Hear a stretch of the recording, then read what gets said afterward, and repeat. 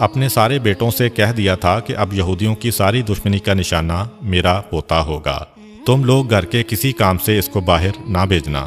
اس سے پہلے حضرت عبد المطلب بھیڑ بکریاں اور اونٹ چرانے کے لیے پیغمبر اسلام کو باہر بھیج دیتے تھے، لیکن آج یہ حکم جاری ہو گیا کہ خبردار، آج کے بعد کوئی میرے پوتے کو گھر سے باہر نہ بھیجے۔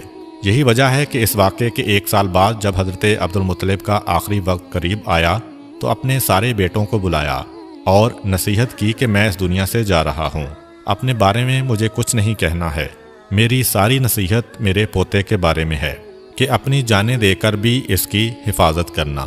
بہرحال یہودیوں کی تمام سازشوں کے باوجود اس موقع پر بھی اللہ تعالیٰ نے اپنے رسول کو محفوظ رکھا۔ اب واپس آتے ہیں رسول اکرم کی بچپن کی زندگی پر۔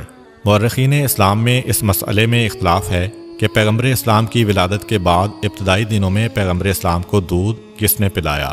ایک روایت یہ ہے کہ ولادت کے فوراً بعد پہلے 8 دن تک صوبیہ نے پیغمبر اسلام کو دودھ پلایا۔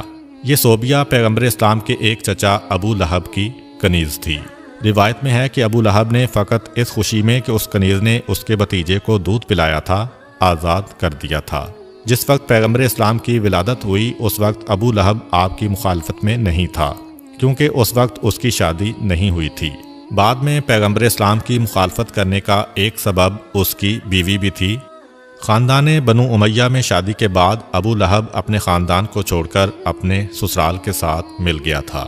دوسری روایت کے مطابق پیغمبر اسلام کو حلیمہ سعدیہ کے سپرد کرنے سے پہلے چند دن دودھ حضرت آمنہ نے ہی پلایا تھا۔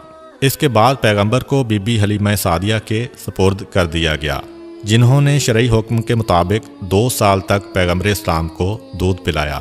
روایت میں ہے کہ جس وقت حلیمہ سعدیہ نے پیغمبر اسلام کو دودھ پلایا اس وقت وہ دین ابراہیمی پر تھیں، اور اس وقت دین ابراہیمی ہی برحق دین تھا، چنانچہ اس پر ایمان رکھنے والا اللہ کے دین پر عمل کرنے والا مانا جاتا تھا۔ یعنی کہ کوئی یہ اعتراض نہیں کر سکتا کہ کسی مشرک یا کافر نے پیغمبر اسلام کو دودھ پلایا تھا۔ پیغمبر اسلام کی ولادت سے پہلے کا 1 سال پورے عرب اور مکہ والوں کے لیے بڑی پریشانی کا سال تھا۔ بارشیں کم ہوئی تھیں، جس کی وجہ سے غلہ کم پیدا ہوا تھا۔ مکے والے بھی پریشان تھے، مکے کے باہر والے بھی پریشان تھے، مگر جس سال پیغمبر اسلام کی ولادت ہوئی مکہ انتہائی خوشحال ہو گیا۔ لیکن مکے کے باہر ابھی تک قحط پڑا ہوا تھا، جس کی وجہ سے آس پاس کے جو قبیلے تھے وہاں سے لوگ روزگار کے لیے مکے آ رہے تھے۔ جہاں ایک طرف مکہ میں قحط نہیں ہے اور غلہ کثرت کے ساتھ ہے، مگر دوسری طرف ایک پریشانی کھڑی ہو گئی کہ اسی زمانے میں مکے میں ایک وبائی بیماری پھیل گئی تھی، خاص طور پر بچے اس کی لپیٹ میں بہت جلدی آ رہے تھے۔ ایک سے دوسرے اور دوسرے سے تیسرے گھر میں یہ بیماری پھیلتی جا رہی تھی۔ تو یہ 2 سبب پیغمبر اکرم کی ولادت کے فوراً بعد پہلے ہفتے میں پیش آئے۔ پیغمبر اکرم کو پروردگار عالم نے ہر مصیبت و پریشانی سے دور کیا تھا، مگر والدین تو پریشان ہوں گے۔ اور دوسری بات کہ مکے کے باہر سے جو لوگ روزگار کی تلاش میں آ رہے ہیں ان کی مدد کرنا بھی ضروری ہے۔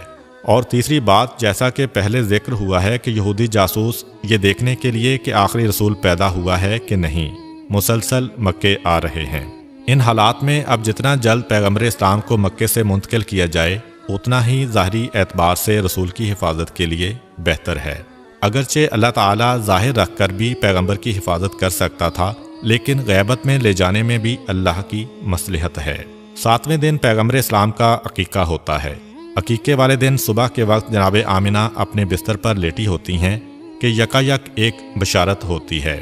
جناب آمنہ جو پیغمبر اسلام کی والدہ ہیں اور دین ابراہیمی پر ہیں، اتنا تو سمجھ سکتی ہیں کہ بشارت کیا ہے، یہ جو آواز آ رہی ہے یہ کہاں سے آ رہی ہے۔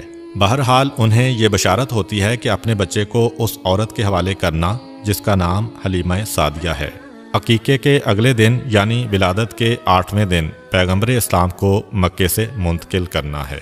جیسا کہ پہلے ذکر ہوا کہ مکے سے باہر قحط پڑا ہوا تھا، لیکن قحط نہ بھی پڑتا تب بھی عربوں کا یہ طریقہ تھا کہ سال میں 2 دفعہ موسم بہار میں یعنی سردی کے فوراً بعد اور موسم خزاں میں یعنی گرمی کے فوراً بعد جو آس پاس کے دیہات تھے وہاں کی عورتیں مکے میں آتی تھیں اور ایک ایک شخص کے دروازے پر جاتی تھیں کہ اگر آپ کا کوئی بچہ ہے تو ہمیں دیجئے، ہم اس کی پرورش کریں گی، اسے دودھ پلائیں گی اور جو اجرت طے پائے اس پر بچہ ان کے حوالے کر دیا جاتا۔